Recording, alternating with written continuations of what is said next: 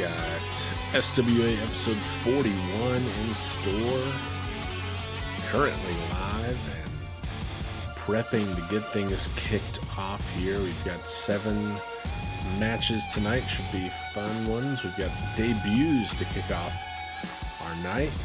Also got some tag action, some round 2 of the bragging rights tournament later on the night. A champ versus champ match. And got a couple of people tonight contending to get their 20th win in the SWA. Both Triple G and Painwrecker will go for that feat tonight. Triple G can technically do it first, I suppose, because his match is sooner, but see if they can both equal each other here on episode 41 to be the first to accomplish that feat. We're going to get things going here pretty soon, and we'll see how things are going to shake out.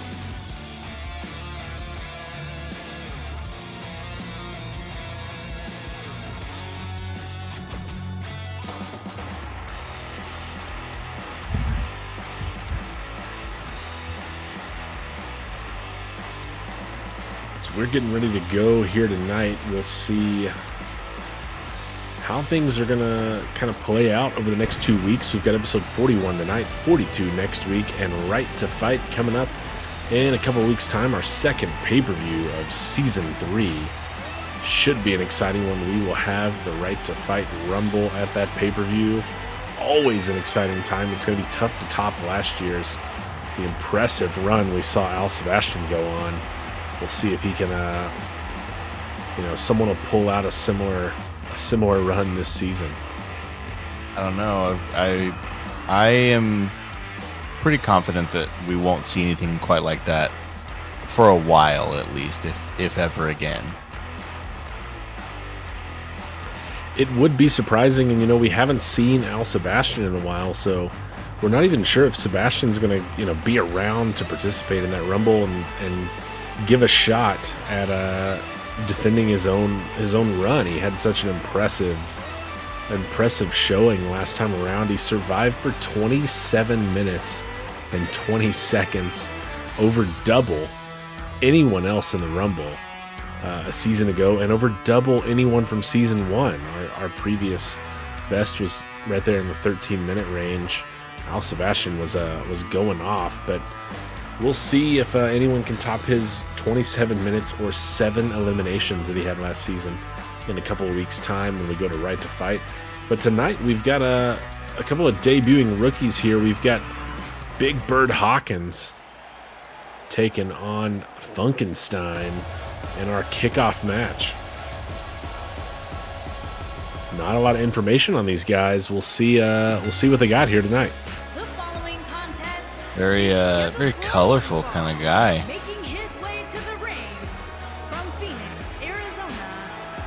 Definitely seems like he could fit in with Lucian Bedeau and Flynn Turner Simmons. Potential highlights for adults stable going here. Big Bird Hawkins. 225, the light heavyweight, just over the cruiserweight distinction, but Hawkins at 6'7". That's, I believe, how he got the nickname there, Big Bird. Phoenix, Arizona native. We'll see what he's got, looking to get a win in his debut. Always good to get the first one under your belt early. We'll see what Hawkins has in store tonight for Funkenstein, our other debuting rookie. Yeah, as you said, always ideal to start off with a win your first time out. Obviously, not everyone can do that, but either way, I think both these guys are hoping to start on the right foot, and curious to see what we're going to get here from Funkenstein.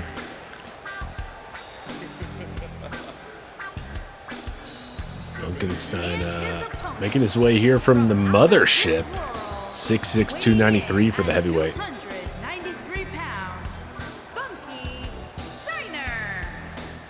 Funkenstein, the big pill, the disco fiend with the monster sound, the cool ghoul with the bump transplant. Funkenstein making his way. He has got some fancy pants on. Those are quite fancy pants. And some fancy dance moves to go with it. He's certainly got a style and a vibe going on. We'll see who the crowd goes to here between these two here tonight.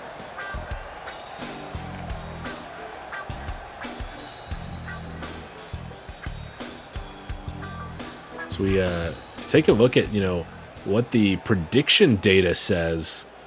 Almost 60% of our audience believes that Funkenstein will come away victorious. We'll see if they've picked right in our first match here tonight. Early on, some chain wrestling, it looks like. Oh, indeed, a nice takedown there from Funkenstein. Real technical kind of style I wouldn't have expected from someone with as much flair. Yeah, and seeing these two size up against each other, Big Bird Hawkins here and Funkenstein, the height difference is pretty minimal. Just talking about an inch here, 6'7", 6'6", with the advantage going to Hawkins, but almost 70 pounds Funkenstein has on Hawkins here. Hawkins certainly usually one of the tallest guys in the room. Not really the case here, just barely having the height advantage against Funkenstein.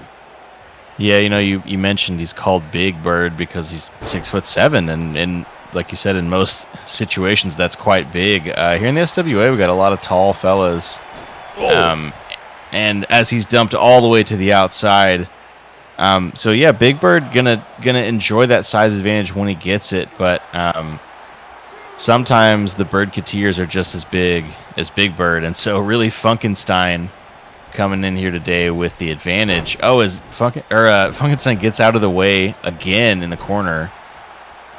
I'm curious to see if the minimal size difference in either direction will really be an actual factor here. So we see a nice slam cover, and Hawkins, however, is back to his feet in a hurry. He sure is, and an arm drag to boot. He's got a little fire inside right now. See the strength on display, though, of Funkenstein. That's the second time he's just shoved Hawkins off of him and down to the mat, negating any effort there from Big Bird.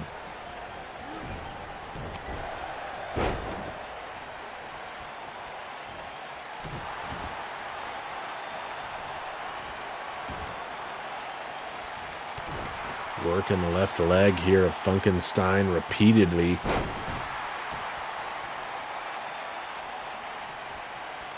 Now just focusing really the whole left side of the body, doing some damage to the arm there of the Big Pill. Hawkins setting it up center of the ring here. What's he thinking? Blockbuster. Head first goes Funkenstein, and Hawkins is looking to put him away with it.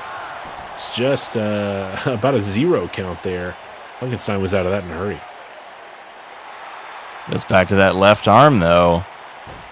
Standing him up here a bit, maybe. Really wrenching on that elbow, stretching out the tricep. Gets out of it, Funkenstein. Goes for a little dance move and gets clocked in the mouth. Yeah, that one did not work out for him there. Hawkins took advantage of the delay.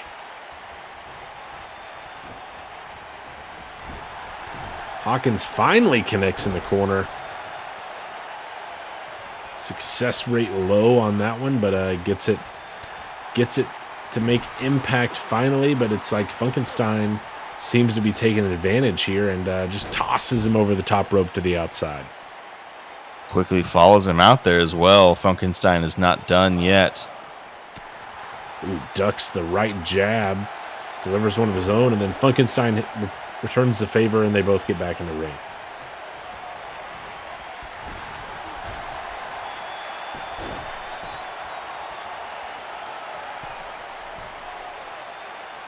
Big Bird now really appealing to the folks at home. And look out, Funkenstein was back to his feet, but he catches a cutter. Absolutely out of nowhere from Hawkins, and Funkenstein trying to struggle back to his feet. I'm not sure that he should have. Falcon Arrow. Big Bird Hawkins hooks the leg and shoulders up for Funkenstein. Looked like he'd put him away. He hit him with that cutter from nowhere. And then that Falcon Arrow. What a combination there for Big Bird Hawkins. Now a little handstand on the headlock there. Did look like he had it all tied up there, but Funkenstein staying alive. They say the music never stops. I don't know if that's true about the Funky Man. Oh, and there's the dance moves and a strong right to follow it up. Took down Hawkins, but he's quickly back to his feet. Already seeing some of the resilience from Big Bird Hawkins. He's quick to shake off the damage being inflicted. May not be the case here. Got a mouthful of boot on that one. I think Big Bird Hawkins is lost in the woods after that one.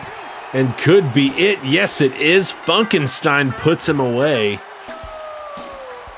A little bit of a come from behind victory for Funkenstein there at the end. Hawkins seemed to have turned it around. And lost in the woods.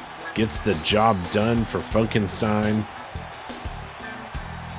You know, he calls it Lost in the Woods, but I think we may have to send Big Bird to Luis's Fix-It shop to fix his teeth, because they are going to be absolutely destroyed after that.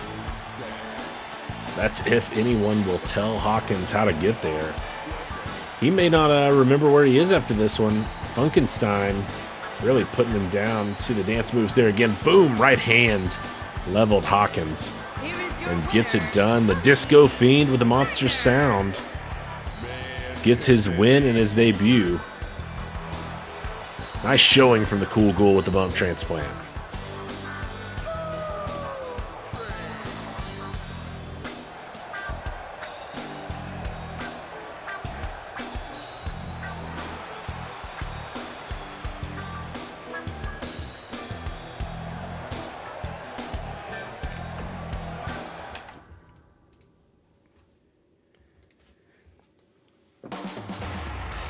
Next up, we've got an interesting matchup. We've got a tag team match coming your way. It's going to be the Bobby doubles, the two Bobby Plaster stunt doubles who worked with Bobby Plaster this offseason and showed up in the SWA and really kind of took over for Bobby Plaster for a while. We didn't see him for a bit. We actually were seeing the Bobby doubles and, you know, had some chances at some matches. They looked pretty good in tag action. Actually had a shot at the Ascent Championship that one of them came up short in. Bobby Plaster made his return in a triple threat, or a trios match rather, at our last pay-per-view, and since then has had a bit of a falling out with the two Bobbies here who make their way down to the ring. Yeah, the Bobby's Plaster here looking to go from stunt performer to above the title movie stars, hoping to break out of the shadow of the original Bobby Plaster, and they think that they're ready. Yeah, and Bobby Plaster does not. He's been pretty vocal about taking them down and forcing them out of the company. Of course, the Bobby Doubles think they found their own home here in the SWA, and Bobby Plaster has promised that he is bringing a tag partner here tonight. You know, the whole Bobby universe always bringing out surprise tag partners, but Plaster has told us ahead of time he's bringing Bobby Omega here tonight to take down the Bobby Doubles, and sounds like it's gonna be Plaster out first. Sure enough, here comes Bobby Plaster. Excited to see who he's bringing out with him. Yeah, Bobby Omega, the last Bobby. Very curious to see who it is. You know, Plaster here obviously making a lot of hype, a lot of noise, raise the energy level for Bobby Omega, ready to end it all right now in this feud. Finally, you might say. Should be a good piece of tag action. Of course, once we find out who Bobby Plaster has recruited to be his partner here. could be anybody in the SWA or outside of it. You never know. He's apparently engineered this this creation, Bobby Omega. Let's see who he's got.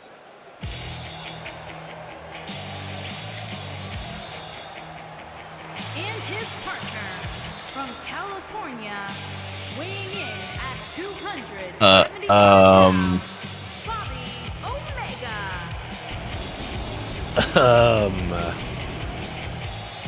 That's a hell of a Bobby there. He's big as hell. Yes, he is. I mean, it's tough to tell, but I would say he's pushing 7 feet. That goatee looks kind of familiar too. The goatee is a different shade here than the rest of the hair. We may have seen Bobby Omega last week.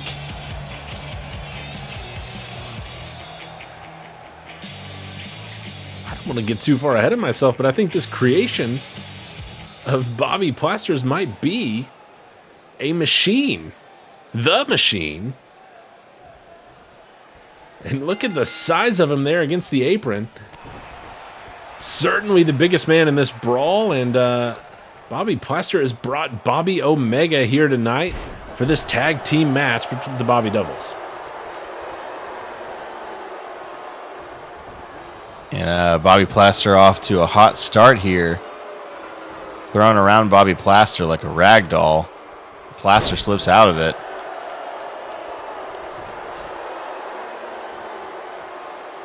Plaster now taking a powder.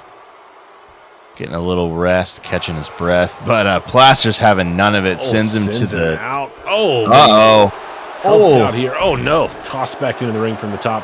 Bobby Plaster had cruel intentions there, but BD2 takes him back inside.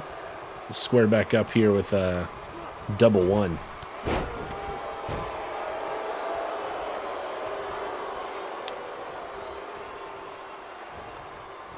Going up again. Top this time. He's got it locked in. Taking him for a ride on an airplane. Oh.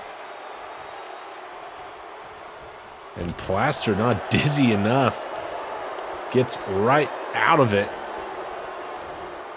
An unnecessary spin and then a counter. And oh, he was caught up in the ropes, but survived anyway. Yeah, fought off Plaster and goes for that signature corner offense. And trying to crawl here for Bobby Omega could be the difference in this match. Plaster probably needs to get him involved. I'm surprised he didn't start the match with him. Again, you know, the corner offense, famously one of Bobby's weaknesses. His stunt doubles seem to have perfected it.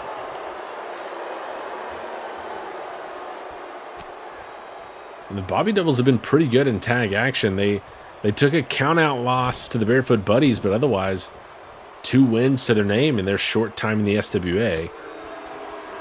They work pretty well as a team. I guess it helps when you're intimately familiar with each other. They look like twins over there in the corner. Incredible body doubles indeed. And double one here is going to work on Bobby Plaster.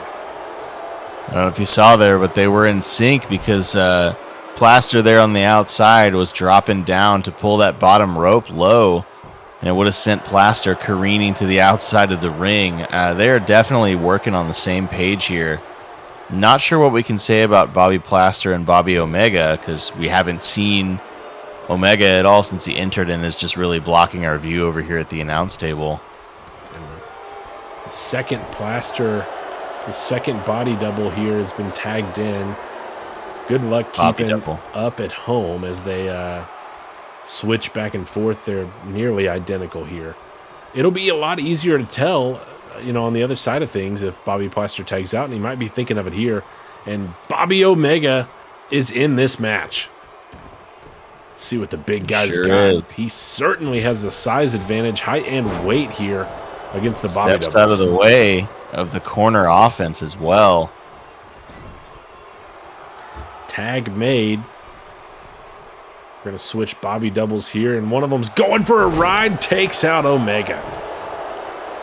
Threw him a long way there, and that was a long fall. They're staying in that corner, working the offense.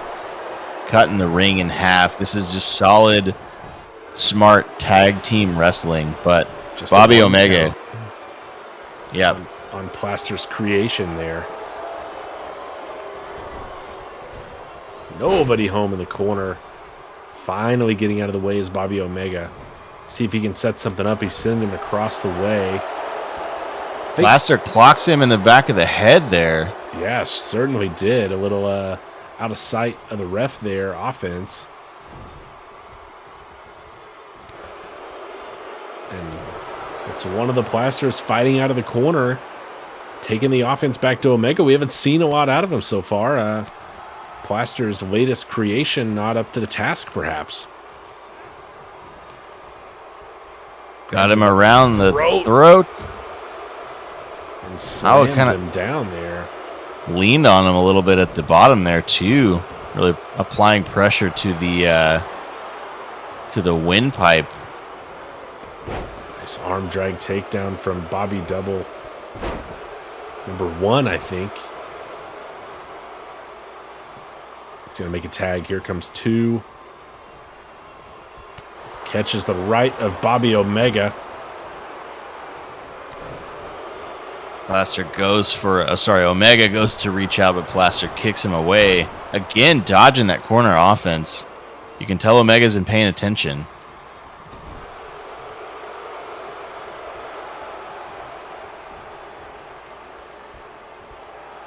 And Omega, I thought maybe going for a tag there, but it didn't seem like he actually made a tag. Yeah, we've got an official one here now. I think Plaster denied the first one. Big back body drop. Bobby Omega doing a lot of the heavy lifting there for sure. And, not much offense out of Bobby Omega here in the early goings. We've got Plaster back in here. Maybe Bobby Plaster's looking to do it himself. Looking for an elbow drop. Long way to go. Way. Got him in the shoulder. Oh. And Plaster tagging back in Omega. Yeah, he wants the best Bobby machine to finish it off. But instead, Omega going into the corner and yet again stepping out.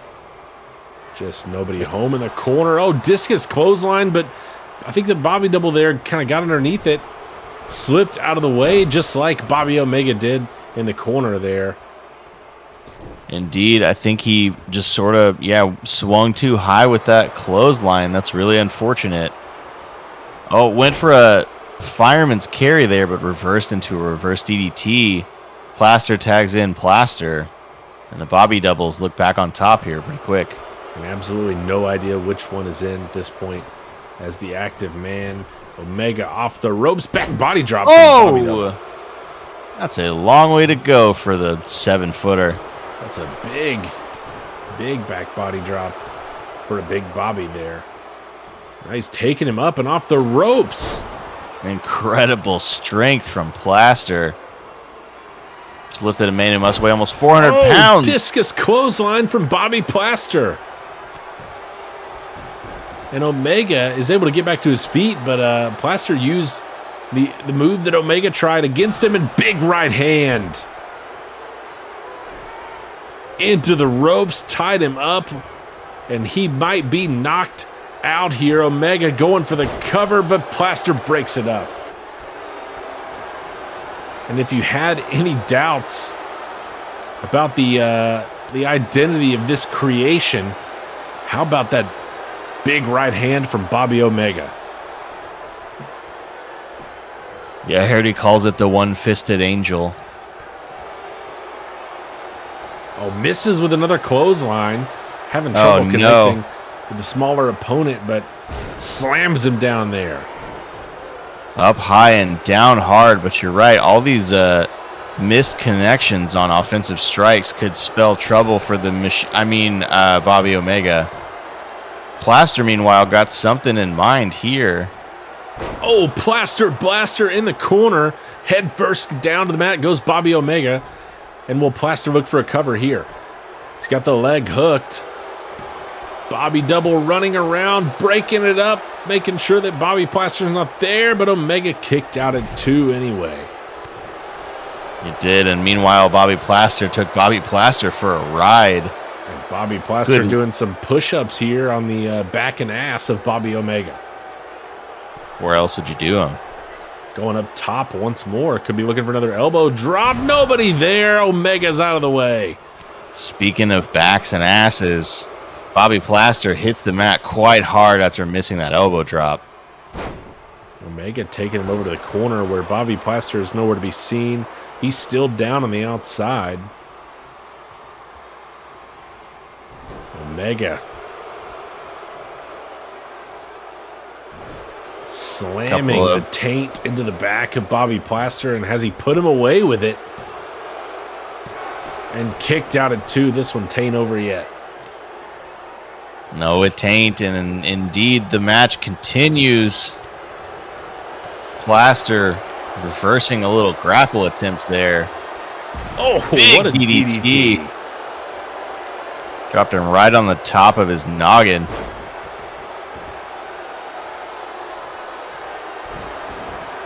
And Omega might have been charging up that right fist. But now working on the lower body of Bobby Plaster, who kicks out. Back to his feet. He's going to tag in Bobby Plaster. And these two are going at it. Big chop to the chest. Oh, but what a counter there from Omega. Goes for a clothesline. Omega instead hits him with an Uranagi. Picking him back up now. Oh, he doesn't miss that time. Got every bit of it. May have broken his collarbone there. Now going to drag him across the ring. Not done yet, though.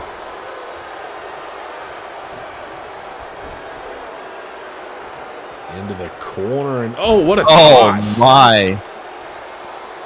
Meanwhile, the ref is making sure Bobby Plaster stays on the apron out there. Looking to get involved in this one. And he wasn't. Oh, no. I think he killed him. Where the hell did that right hand come from? Bobby Omega just obliterated Bobby Plaster. And Plaster interrupts Plaster, trying to interrupt, and Bobby Omega gets the pin. Plaster and Omega have done it. Well, I hope Bobby Plaster still has a tag team partner next week, because I think he may have killed Bobby Plaster on that takedown. Strong right hand ends this one, and it came out of nowhere. Bobby Omega, truly the creation that Bobby Plaster needed, gets the job done for him here tonight. They're going, they're the winners in this one. Bobby Omega and Bobby Plaster get the job done. Against the odds in this one, the predictions were favoring the Bobby doubles, and it's Plaster and his mystery teammate Bobby Omega that get it done in this one.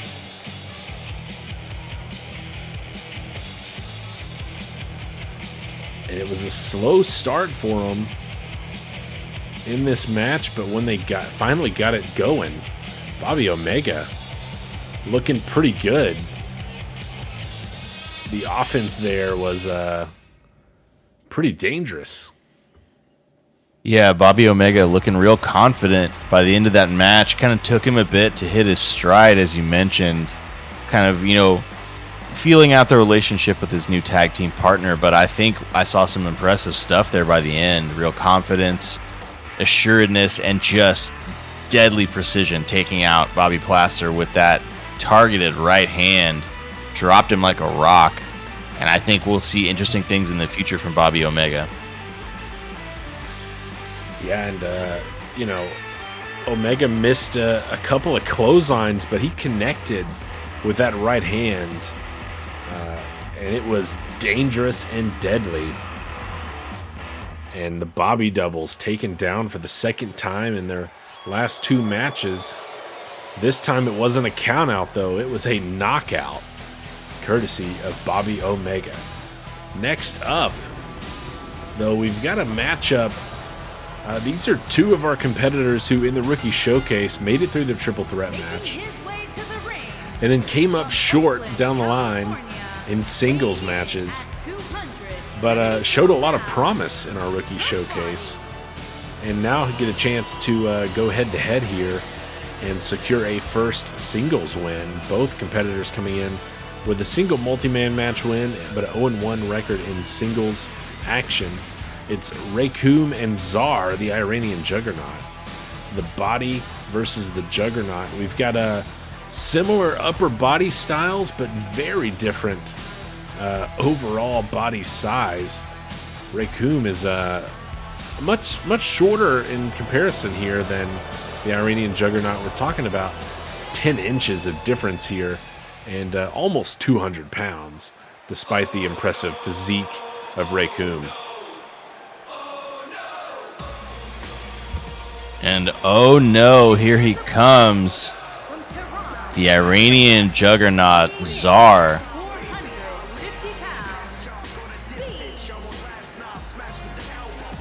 Czar, of course, had a hot start, I believe, winning his opening match in the rookie showcase we had earlier this season. Has consistently shown flashes of some real talent. Made it all the way to the final four of the rookie showcase. I mean, throughout the tournament, I've been very impressed with this guy who's, I think, more than just a meathead. He's pretty smart in the ring. Yeah, and arguably looked like the competitor who was going to win in his matchup against A-Train Alonzo Howard. And it was Howard that kind of came out of nowhere with the win after Czar had put in a lot of offense. We've seen this man bust out a mid-rope moonsault at 450 pounds. He is not only strong, he is athletic, but Raykum is strong as hell as well. The body not missing much of arm day or leg day. And he'll be looking to get a win here against Czar. Both men looking for their first singles victory.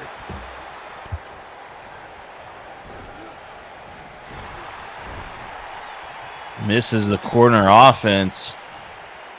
If it ain't broke, don't fix it, right? And now Czar looking for a little hammer lock, but Raykum is out of it.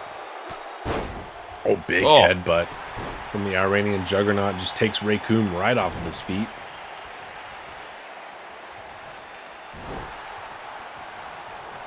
And as we've been talking about, you know, the odds in these matches, the predictions as they were from the SWA universe, no match is more one-sided in terms of having a favorite here. 92% of the SWA faithful think Czar is going to easily win this match against Raykum.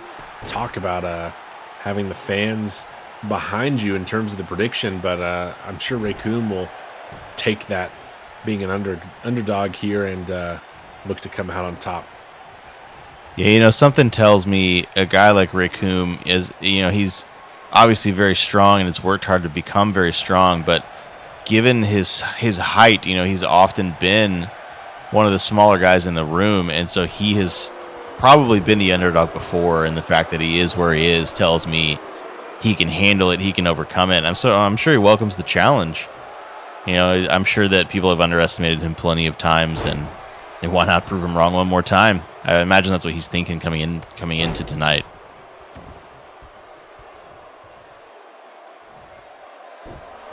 He certainly has his work cut out for him here against the Iranian Juggernaut. 6'8", 450, the largest super heavyweight in the SWA. Just a huge person. And Czar's looking to end this one early here. It's just a one count. Raykum gets out of that pretty easily. Gonna take a little bit more to wear down Raykum, who hits him with a nice reverse DDT.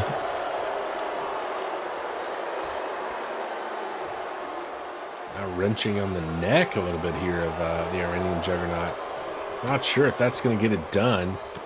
In this one, he catches a right hand to the face, but oh, nice drop toe hold. Drapes Czar over the ropes here. And just, I don't know, slides his ass over the back of his head. Yeah, kind of teabagged him on the way down there. Really got the whole undercarriage, I guess. And Czar returning the favor by putting a boot in Raykum's face. And going right back to it, even after Raccoon falls down to a seated position there, trying to crawl out of the corner. Czar is now looking again to put this one away. Has he done enough here? 1-2 and kicked out by Raccoon. Raccoon not going down that easy. Comes off the ropes, though, and a long way up and over Czar. 6'8", as you mentioned. Got some serious height on that back body drop. Oh, back rake there on Raccoon, and now drops the elbow across the chest. Czar is looking in control of this one right now. He is indeed. Raccoon been bouncing back okay. Going to have to do it one more time here. Oh, my goodness. That full Nelson slam just absolutely threw him to the mat. Insane elevation, and this one is over. Czar. Man, the SWA universe was right on target. Czar dominated this match. Yeah, that was a pretty impressive win, I gotta say. Pretty decisive win at that. He put the doubters to rest. Yeah, there were some who wondered, after his loss to Howard, maybe he was a little bit overhyped after his triple threat match, and man, he looked dominant in this match, taking down Raccoon in a hurry. Raccoon quickly out of the ring and out of the arena here, but Czar, the Iranian juggernaut, getting it done in this match, getting his first singles victory. Congratulations to him. And continuing a great show that we've been having so far. And next up, we've got a fatal four-way coming your way. It's Dom Juan, Dr. Morbius, Yasuke Bozeman, and the Lion King, Nathan Bogard, entering here in this this four-way match scheduled for one fall. One fall.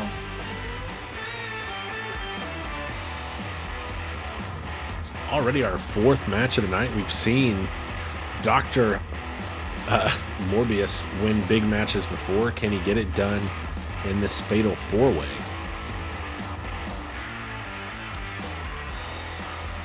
Morbius for a while was known as Mr. Pay-Per-View. He, struggled from time to time, but he always found that extra gear at the pay-per-view. Now, this isn't a pay-per-view, obviously, but this is a pretty high-stakes match. Strong competition. So, you could wonder if maybe that sort of clutch gene is going to activate here. Out first, though, is Dom Juan, a guy who I think is maybe flying under some people's radar, despite the height of his feathers putting him certainly above radar depth. Yeah, at 3-2 in singles matches. This would be a first multi-man win for Dom Juan if he was able to come away victorious in this one. Meanwhile, Nathan Bogard has a win in a multi-man match, and 2 apiece for both Dr. Morbius and Yasuke Bozeman. So Dom Juan, one of the better singles records, although his experience in the SWA is pretty limited. He'll have to overcome the odds a bit in terms of multi-man victories in the past. He's also going to be overcoming the odds in terms of the predictions in this match. Not a single person who submitted predictions for this match picked Dom Juan. 0% of the vote. Ouch. That is not exactly a sign that the fans have confidence in your abilities. Certainly not, but they do have confidence in this man right here, Yasuke Bozeman. 6-7 in singles action. He's got a couple of multi-man wins, and he's got 50% of the vote in terms of who they think is going to win this match. The largest vote getter in this match. Half of the respondents think that Bozeman is going over here tonight, and he might just do it.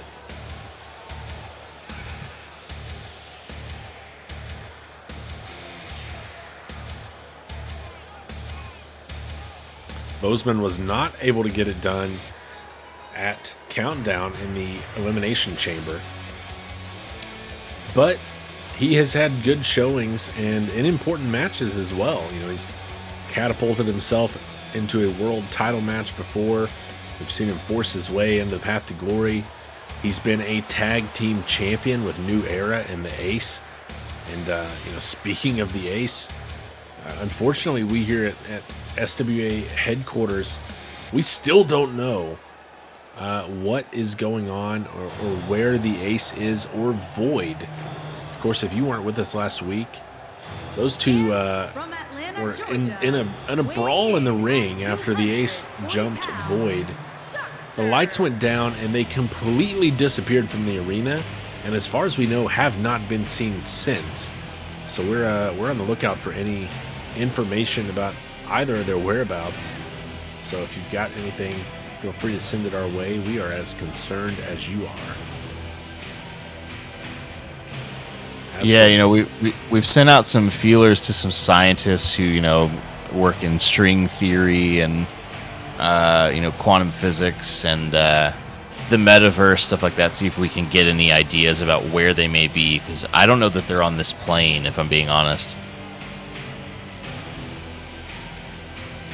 Certainly anything is possible with Void being involved, and who knows what's going to be going down there. But as we turn our attention back to this match a bit, I want to talk about Dr. Morbius pulling in a better percentage than Dom Juan, at least, but only 8.3% of the respondents. Here's your second favorite, according to the SWA Universe, 42% for the Lion King, Nathan Bogard, trailing only Bozeman in terms of who's being predicted the most and swaying the odds in this one.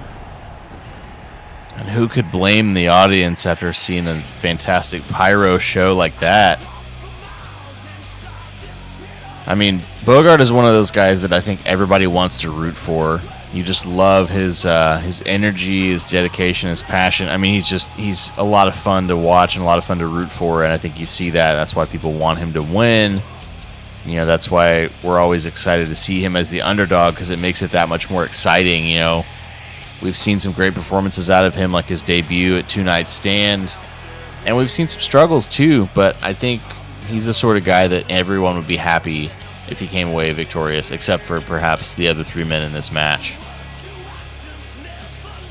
Certainly, I would say that Bogard and Bozeman have both gained a bit of a following, and I think that's reflected in the predictions here.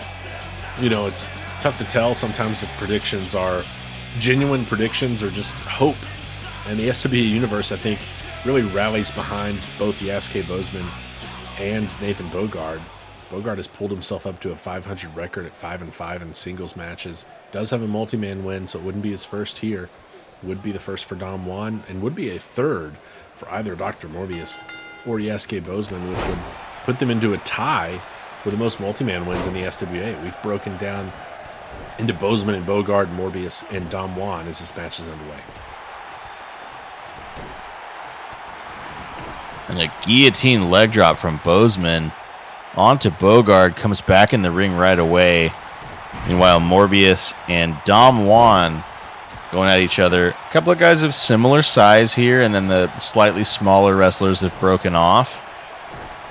That's perhaps what you want, kind of pick on someone your own size, as it were. Interestingly, both Morbius and Dom Juan, known for their dance moves in the ring. We've seen that quite often.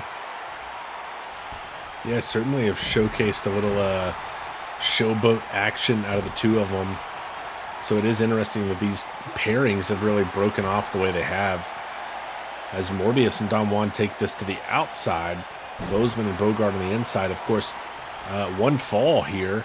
We'd expect to see the opposition really not, getting in there and breaking up any pin or submission attempt. But as these, two pairs split off further apart from each other, that's going to be more difficult to do. Indeed, and Bogard may be hearing you there, so he throws Yasuke Bozeman to be closer to the others, and he does it again, just launching him across the ring to and fro. Lion King and Bozeman both submission threats, but it's Bogard who's going for one here, wrenching on the neck of Bozeman, who gets out of it. Of course, those two were both involved in that submission Iron Man match, 2 Night Stand, back in Season 1. A match that really put Bogard's name on the map as he went toe-to-toe with DDT, but he's dumped unceremoniously by Dom Juan. Almost gets a pinfall there. 2 count for Juan. He did immediately go for the pin. That was smart. I think Yasuke Bozeman was distracted fighting Dr. Morbius, and he almost snuck it in, but Bozeman was able to break up the pin. Good strategy early on from Dom Juan, who picking his spots well, it seems. Certainly taking advantage there. Morbius, who was attacking Bogard. And now both of them really going after Morbius. Now they've turned their attention to each other as Morbius rolls to the outside. Bozeman and Morbius down out on the black padding on the outside. Bogard maybe looking to capitalize. He throws Dom Juan off the ropes, and Pounce is activated. Dom Juan goes sprawling into the corner, and Bozeman looking to capitalize. Yeah, Bogard there just absolutely exploding through the larger man in Dom Juan. But unable to capitalize as Bozeman has re-entered the fray, and there's an Impaler DDT.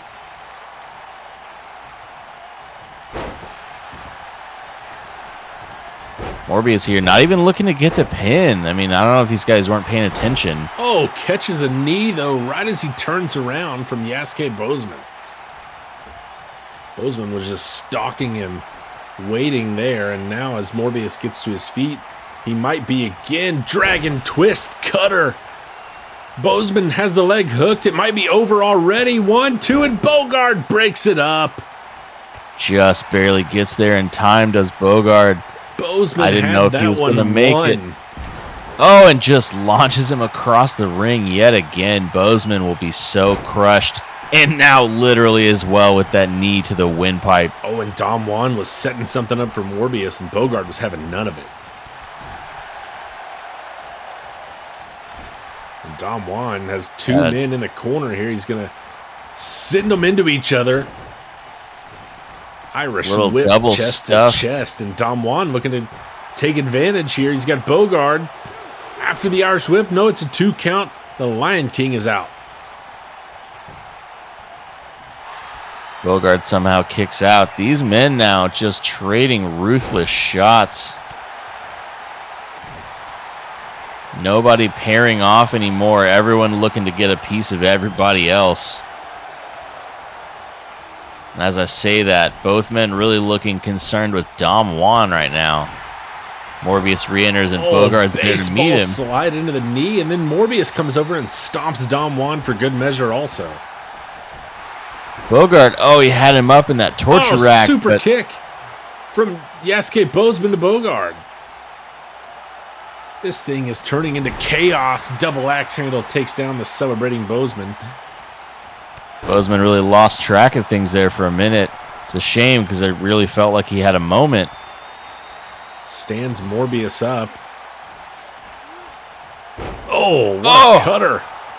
And he's got the leg hooked. Bozeman, 1, 2, and 3. Yasuke Bozeman has done it. Capitalizes at the exact moment he needed to. He was so close earlier and gets it done there, taking down Dr. Morbius. Yeah, great work from Bozeman, who was very attentive for pretty much the whole match, picking his spots well. This sort of match, as we see, you got to find your moments because you're going to have a lot more conflict if you're not attentive and careful. And so Bozeman comes out on top after everybody took quite a beating. That match was a war. Yeah, Bozeman gets it done. He gets his 3rd multi-man win of his career. That ties the most in the SWA. It ties him with Triple G, who has 3, and El Puma, who got his 3rd last week. And my understanding, after Puma won triple threat matches in back-to-back weeks, we talked about Mr. Puma enjoying his edibles. My understanding is he is still high as fuck after that match last week, even tonight. That's how much Mr. Puma enjoys those edibles, and maybe he'll share some with Yasuke Bozeman after a big win here tonight, getting his 3rd multi-man win. Well, hey, look, man, I mean, if there's a day you're going to celebrate, I think it would be today. Certainly getting it done here on April the 20th. As we prepare for a bragging rights tournament match coming your way. It's Flint Buckshot versus Onyx Stone in round 2. Going to be seeing which of these two advances to the finale at Right to Fight in a couple of weeks' time in this Bragging Rights tournament.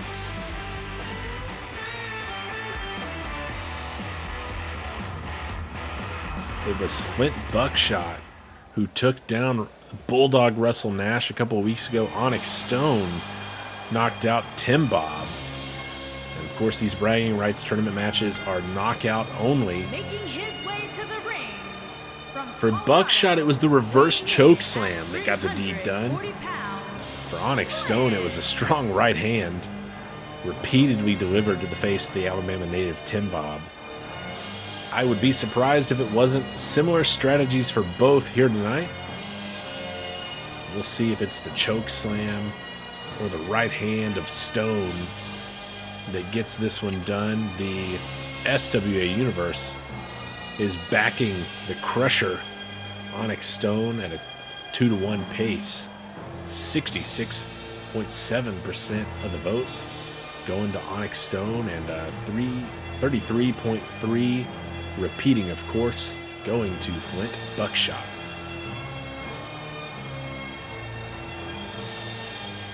And who do you like here in this one? You know, and I know you told us what other people have said. What are you thinking about this one?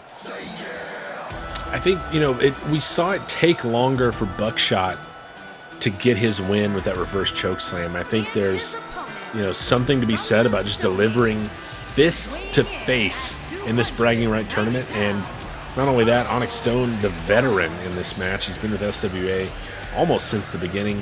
Buckshot, a rookie this season. I think I got to put my money behind Onyx Stone in this one to go to the finale.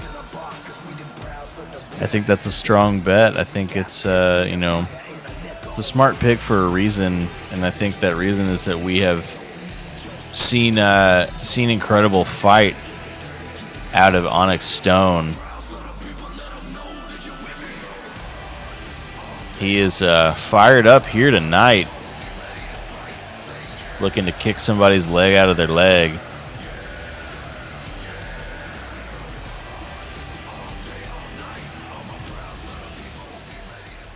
And for Onyx, this is really, you know, an interesting situation for him. Unhinged has perhaps struggled a bit recently, and Onyx, you know, maybe a chance to get something going for either just himself or the team as a whole, really going on a deep run in this tournament. Really the first couple of times we've seen Onyx in singles action, and he picked up his second win last time out, looking for his third here against Flint Buckshot. Oh, and a stun gun hanging him up on the ropes. Ouchie.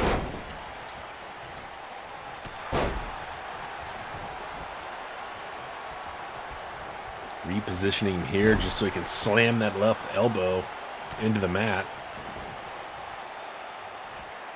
Maybe try to negate some of the lifting or grasping capability. Try to, you know, ensure that choke slam can't be employed here tonight. Even though Flint Buckshot is pretty obviously employable, he's here to the ring in his work attire, but he's catching some right hands from Onyx Stone right now. Yeah, you know, he wore the work attire just so you can kind of see what he's like dressed up, you know, in case you want to hire him. I think he's kind of between jobs right now, so he just wants to show that he's a professional guy. He does his job professionally, but Onyx Stone, you know, he just came dressed for a fight. Well, and, you know, Buckshot would love to have a tournament victory on his resume. Would be a great line item. Bragging Rights tournament champion. If he can advance past Onyx Stone and past our other finalists, which we'll find out in a week's time next week. We're looking forward to, you know, episode 42 heading up to the pay-per-view. We know that next week we'll see Roughneck Anthony Haggard taking on Luke Thompson, our two other winners in this tournament. And this one has just turned into a brawl on the outside. And as a reminder here, everyone, this tournament is knockout only, no pinfall, no submission. No countouts, nothing like that. This is just a chance to beat the shit out of your opponent until he cannot get up. And that's what Onyx is doing. That's a falls count anywhere type stipulation. It's a knockout, counts anywhere. They can take this thing up the ramp and backstage if they want. Someone is going to be knocked out before this one's over, and it can happen wherever the hell they want it to. And really, by any means necessary, big uppercut from Onyx Stone, focusing on the head of Flint Buckshot. That's the strategy he employed against Tim Bob, and it worked wonders for him then.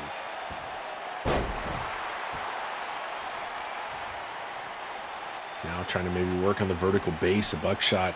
Some damage to the legs, but it's Buckshot to his feet with an uppercut of his own. And a scoop slam to follow it up. Buckshot obviously slightly larger, but no small feat to pick up someone of Onyx Stone's size.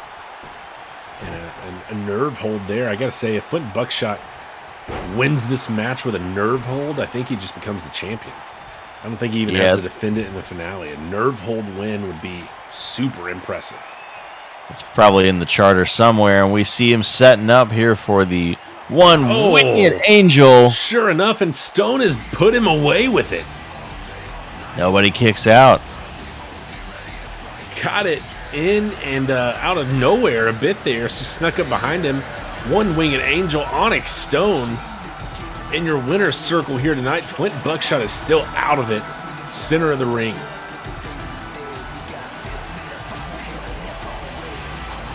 To make sure he's okay. He has not moved in the center of the ring, and Onyx taking a look back. Maybe to make sure he's okay. No. Oh, no. Oh, no. Onyx has a steel chair. No. Somebody stop him. 2 shots with that chair to Flint Buckshot. Sending a message to whoever his opponent will be at Right to Fight. Onyx Stone is here to cause some pain. And how much pain do you think Flint Buckshot is in right now? Well, a ton of it after taking 2 shots with a steel chair while he was knocked out. Unconscious. Just indefensible there. The attack from Onyx Stone. Gets the win, advances in the tournament. We'll see him at Right to Fight in the finale, but my goodness, what will we see from Flint Buckshot after that devastating attack? As if the knockout wasn't enough. My goodness, Onyx Stone goes in for seconds and delivers a couple of chair shots, just unprotected, as Flint Buckshot unable to get out of the way.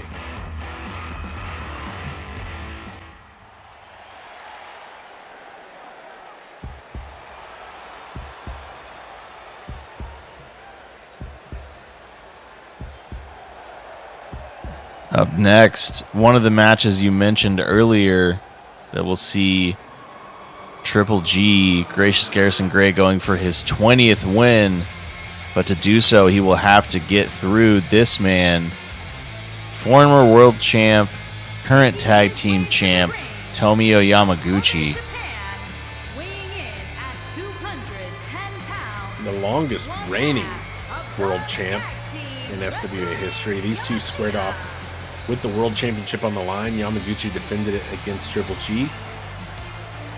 And at our last 2-night stand, Triple G and Sparkles competed for those tag titles against Dirty Deeds. Yamaguchi got the pin over Sparkles, and Triple G was not too thrilled about his disciple letting him down. He came ready to play at Countdown after we saw DDT take down Abueva in the middle of nowhere, Missouri. We still haven't seen Calvin Abueva since that attack. Triple G came reinforced in a 1-on-3 handicap match in which DDT would have to submit all 3 disciples. Of course, he expected to see the Boulder and Sparkles and Art Vandelay. Instead, he got Lazar Malvo, Captain Tiger Marsh, and company. And Marsh, in fact, came away victorious in that match after DDT eliminated Corey Wolfhart and Lazar Malveaux. It was Marsh who eliminated DDT, got the win for the Disciples, and gaining the favor of Triple G, Gracious Garrison Gray, who is here tonight to take on Tomio Yamaguchi, seeking his 20th win and looking to notch another win over Yamaguchi, heading up to their tag title match, which we will see in a couple of weeks' time at Right to Fight, the title that they earned a shot at after Triple G won the tag chamber all by himself.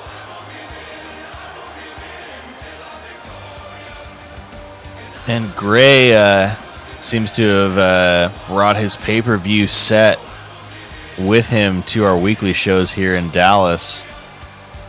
And so he's going to milk this entrance even more than he usually does. Certainly soaking in the moment and understanding the gravity of the situation. Not only would a win over Yamaguchi be a good bit of momentum heading into their tag matchup after we saw Captain Tiger Marsh take down DDT last week, perhaps courtesy of a mid-match attack by Corey Wolfhart after he snuck in, used the fake entrance music, snuck up behind to hit a jackhammer on DDT, and then Marsh was able to get the win. So some momentum for the Disciples there, and taking down DDT, a win over Yamaguchi, and it being Triple G's 20th. That would be a lot of momentum for Triple G heading into that tag title match. Yeah, and they Gray especially wants to send a message ahead of that tag title match at Right to Fight. He's been eyeing the gold in SWA for a long time now and has yet to quite get there.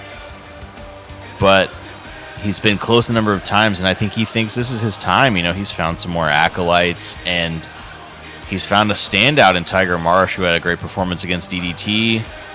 Now he's ready to send a message to Tomio Yamaguchi, who, as you mentioned, has beaten him before. He has lost in the title bout against Yamaguchi, so here tonight he's ready to tee that one up and send a message that he's not afraid of Yamaguchi. What remains to be seen is it all bravado? Because with Gray, I don't think you can ever be sure. Certainly big-time stakes in this one as we march towards that tag title matchup.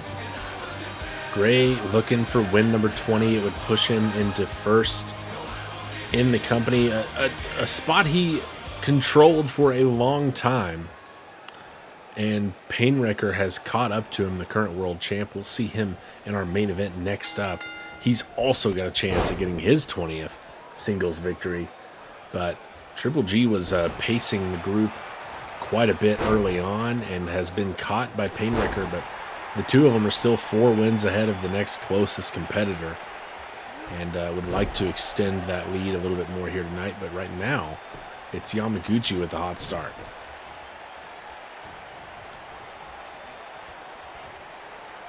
Triple G looking to slow things down here a bit. Yamaguchi having none of it.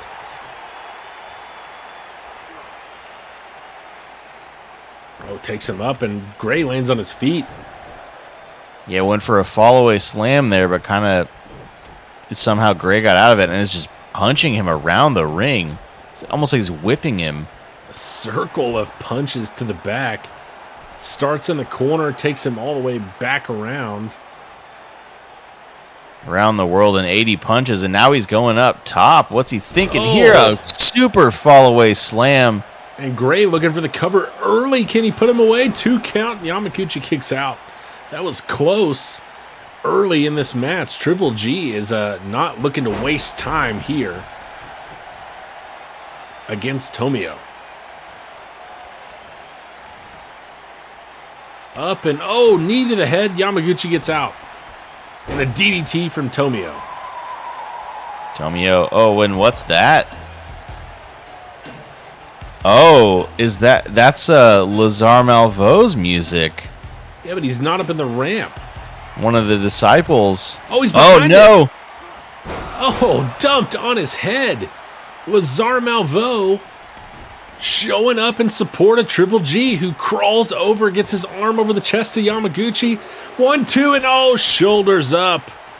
Shoulders up. Triple G almost had it there, courtesy of disciple Lazar Malveaux. Back-to-back weeks, Triple G's disciples have shown up to support the squad. And, we talked earlier about sending a message to Tomio Yamaguchi. I mean, I think the message there was pretty clear. Almost got away with it, too. Triple G almost crawled over and got the pinfall, even though he had been on the receiving end of some strong offense from Yamaguchi, who is feeling fired up now after that attack. But his foot is caught, and he's taken down by Triple G.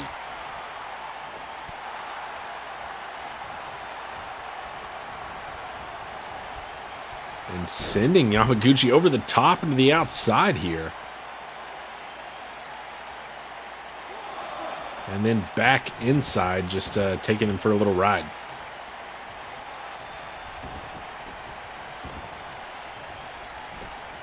Oh, and lifting him up for a power bomb. Oh, my. Yamaguchi, though, still resilient, still fighting out of it. Oh, Superman punch. Superman punch, has that done it? Has he taken down Gray? No, he kicks out at 2.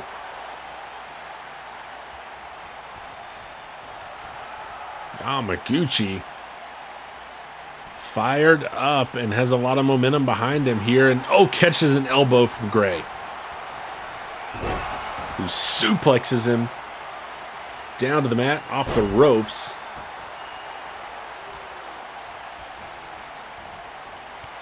And Yamaguchi, looks like that elbow busted him open, bleeding from the forehead here as Triple G looking for a cover.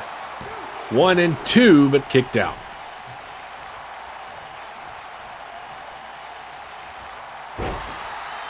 Double leg takedown from Yamaguchi, the MMA background for Tomio. Looking for the left leg there, but it's a counter and then a reversal from Yamaguchi, drapes Triple G over the middle rope. Yeah, nice drop toe hold there. Quick reaction. Oh, whips him off the top rope. Oh, man. Just all on the throat. And Triple G staggering to his feet. Yamaguchi's taking him up. This could be trouble. And looking to put him to sleep. Down goes Gray. This one's over. Yamaguchi has done it. 1, 2, and shoulders up for Triple G.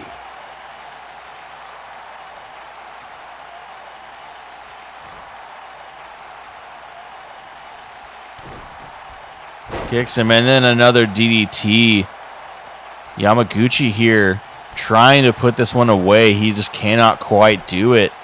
Triple G fighting out of a lot here, but going again for the pin. Ref takes the scenic route around, looking for the cover. 2 count.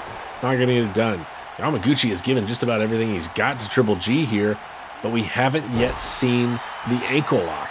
Yamaguchi hasn't yet gone for the submission. Is that the key to taking down Gray?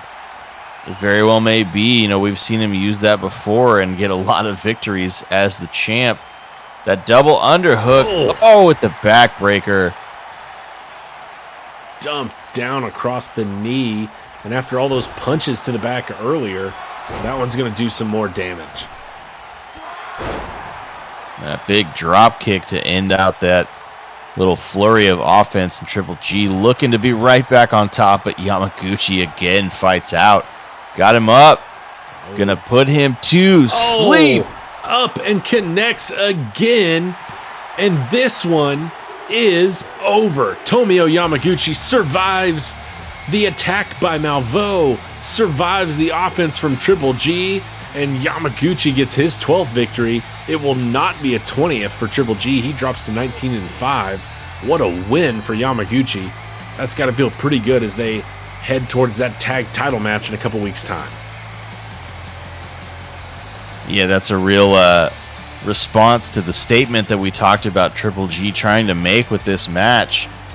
Tomio has said, I've beaten you once before, I can do it again. And I think he's looking as ready as ever for the tag title match at Right to Fight here in a couple weeks. Yeah, Yamaguchi put down Sparkles last time the Disciples had a shot at the belts. After tonight, it may look to put down Triple G in that title match. Next time out, we'll see that title match at Right to Fight in a couple weeks' time, our second pay-per-view of Season 3. That should be an exciting one to look forward to. We'll see those two square off in that match, along with DDT and whoever Triple G picks as his partner. We presume that will be Captain Tiger Marsh, who has certainly looked like the best of the Disciples and the only one to not suffer a loss or cost Triple G the gold. But right now, the door is wide open for Painwrecker after Triple G fails to get his 20th victory in singles action. Our main event of the night, it's a champ versus champ match, but no titles are on the line. It's your Ascent champion, Diego Mercer, coming in at 10-3 in singles action, and your world champion, Painwrecker, coming in at 19-5. It would be a 20th victory for Painwrecker, and it would be a huge victory for the Phoenix Diego Mercer, holding sort of, that up-and-comer title, the Ascent Championship.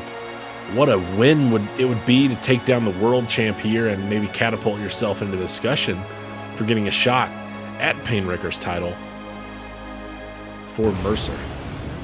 Yeah, and I think I think that would definitely mark that he has fully ascended if he's able to take down the champ here tonight. Mercer definitely been an up and comer and a guy who's been on the rise lately. After being a stalwart of our tag division for a while, he's really struck out on his own here, and proudly wearing that title around his waist. They call him unkillable. The Phoenix always rises from the ashes.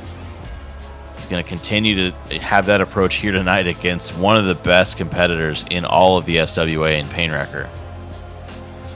Yeah, it's going to be a tough ask even for the Ascent champion, because he's going against the world champ who has looked unbeatable since taking that title away from Sangres at Two Night Stand. He put down Warren Windham, our third-ranked competitor here in the SWA, in a 2 out of 3 falls match. Painwrecker swept it 2-0, made it look easy. Will he make it look easy here tonight en route to his 20th victory, or will the Phoenix give him fits and maybe even come away victorious? As we look at the odds going into this match, for our last match between Yamaguchi and Triple G, that thing was split right down the middle, 50-50. And, the way that match went, I think that was pretty accurate. If it's going to go the same way here, if our predictions are accurate once more, it's bad news for the Phoenix. This thing is weighted 83% in favor of Painwrecker. The SWA Universe is behind the world champ here tonight. We'll see if he can get it done against the Phoenix. Yeah, as you mentioned, the fans behind him really confident in him given his recent performances. But, as we've alluded to, Diego Mercer, no small feat to defeat in a match here. He's a solid opponent. He's a champ for a reason. And so, if you're Painwrecker, you don't want to underestimate someone like Diego Mercer too much. I think more than anything, that pride, those bragging rights, you don't want this to be your loss. That hurts your momentum in the wake of a really strong title win and subsequent defenses. And Mercer won his title on night 1 of Two Night Stand at the end of Season 2. Painwrecker won his on night 2. They're both new champs, relatively speaking. Painwrecker has defended his belt twice. Mercer has defended his 3 times. And, of course, neither belt is on the line here tonight. Just bragging rights, as it were, although not a bragging rights tournament match between these two champs. And Painwrecker off to a hot start, drops him over the knee there, but the Phoenix attacking from behind there with a Hurricane Rana.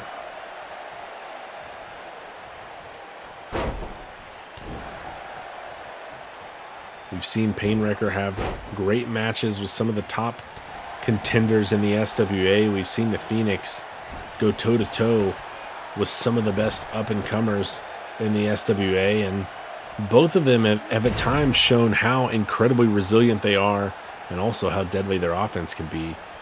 I'm excited to see how this one plays out as a nice takedown there from Mercer. Yeah, indeed, beautiful tilt-a-whirl head scissors there. Painwrecker got him up in a fireman's carry. Oh, and just flapjacks him onto the mat. It's breakfast time here in our main event. Painwrecker serving up flapjacks. Mercer, though, trying to fight back to his feet. Yeah, trying to grind up some sausage there, and the drop kick puts Painwrecker on his back. Mercer here going for the first pin. It's going to be a 1 count. Not quite going to get it done, but the initiative being shown from Mercer. Looking to secure a victory first. Painwrecker fights his way back up to his feet in the corner and then fights out of the corner, but Mercer does the same.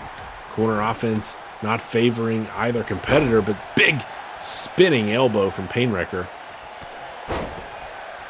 Mercer is quickly back to his feet. He is resilient. He is fast. Very fast, and using his athleticism and his agility here against Painwrecker. Now looking to go up top. That's a long way to jump. It is an oh. And when he gets to his destination, it's all knees.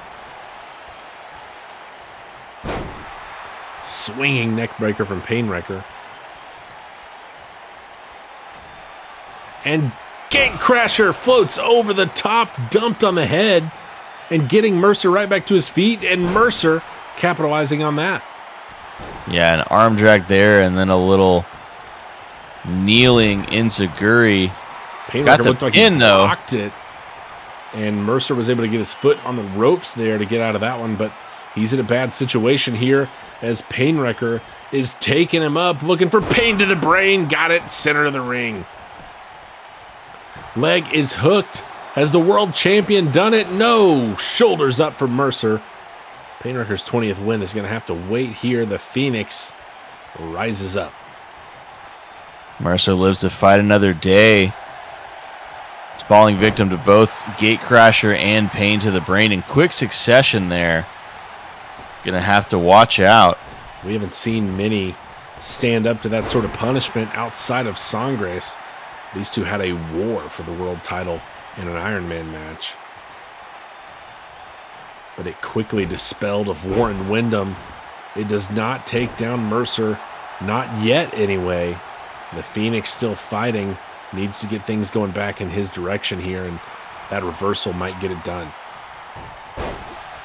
Slings him into the ropes. Back up. I think Mercer was up quicker than Painwrecker was there. Yeah, and after being on the receiving end, it's a missile drop kick from Mercer. And I think Painwrecker's bleeding after that one. He got him right in the face. Classic Mercer offense. He's looking for a cover on the busted open Painwrecker. Mercer shocking the world. 2 count. Painwrecker kicks out. Mercer can't believe it after picking his spot quite well there. That explosive drop kick. Some kicks and chops. Just pure striking now. Attack, but it's a slap from Painwrecker. Misses with the elbow, though, and now missing punches both ways. Mercer finally connecting. Staggering Painwrecker here as he backs him into the corner towards the ropes. And Mercer not really a striker, but that's what we're seeing right now. This is a dangerous place to be if you're Painwrecker. It's receiving end of so many strikes. Painwrecker finally, counters there, but Mercer's right back on the offensive, and he is just throwing hands. And then Bulldog on the busted open head of Painwrecker. Get a lot of height on that. Mercer just absolutely laying into Painwrecker. Back on the offensive, more head kicks, more fist, and then another Bulldog. Mercer now maybe looking to put this one away. He's going up top. Oh, connects. No knees. This time he's got the leg hooked. The Phoenix. 1, 2, and 3. Mercer's done it. He took down Painwrecker. The Ascent champion takes down the world champion. What a win for Mercer.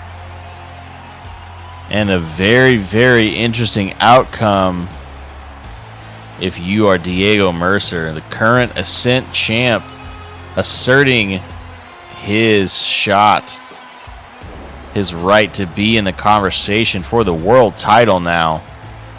Been a champion, ready to be a double champion maybe, I don't know. But Diego Mercer with a huge win here over Painwrecker, who has been absolutely surging in momentum, grinds to a halt here against the Phoenix, who after a hard-fought battle does indeed come out on top.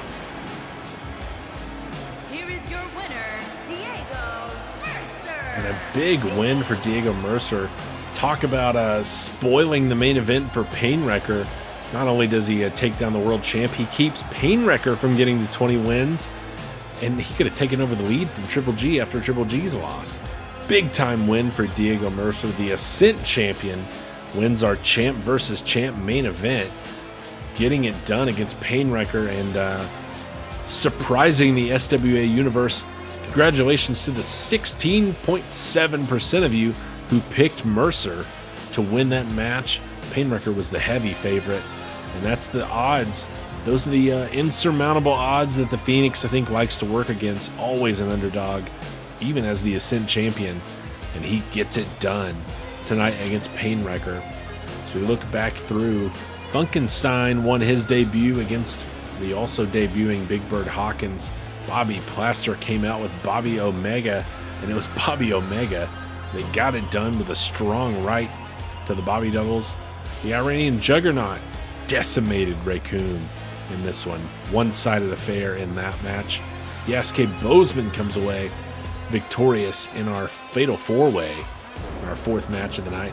Onyx Stone advances to the bragging right tournament finale at Right to Fight, and Tomio Yamaguchi takes down Triple G despite a mid-match attack from Lazar Malvo, disciple of Gray himself, against Yamaguchi. And of course, as you just witnessed, Diego Mercer with a huge win in our main event. The Ascent champion is flying high tonight. We appreciate all of you joining us.